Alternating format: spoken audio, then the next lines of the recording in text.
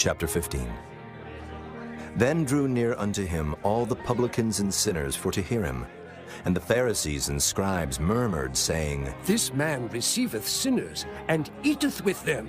And he spake this parable unto them, saying, What man of you, having 100 sheep, if he lose one of them, doth not leave the 99 in the wilderness, and go after that which is lost until he find it?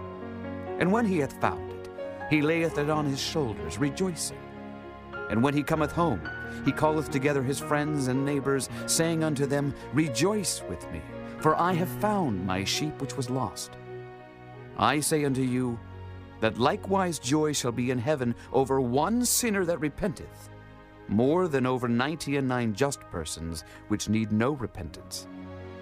Either what woman, having 10 pieces of silver, if she lose one piece, doth not light a candle, and sweep the house, and seek diligently till she find it? And when she hath found it, she calleth her friends and her neighbors together, saying, Rejoice with me, for I have found the piece which I had lost.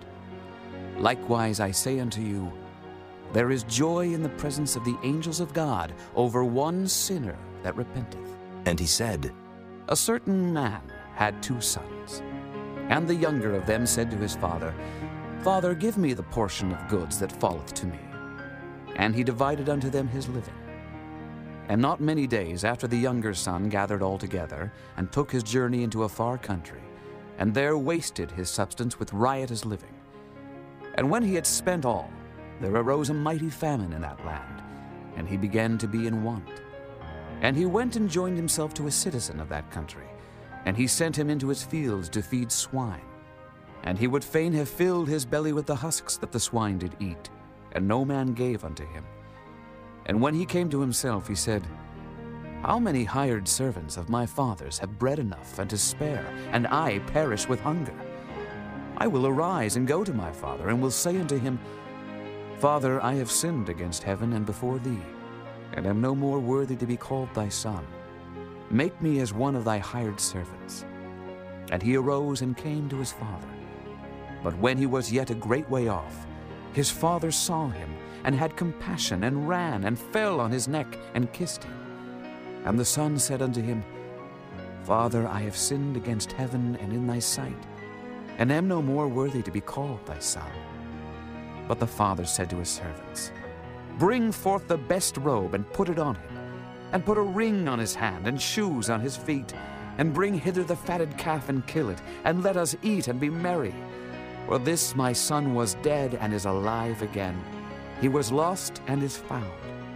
And they began to be merry. Now his elder son was in the field, and as he came and drew nigh to the house, he heard music and dancing. And he called one of the servants, and asked what these things meant. And he said unto him, Thy brother is come, and thy father hath killed the fatted calf, because he hath received him safe and sound. And he was angry, and would not go in. Therefore came his father out, and entreated him.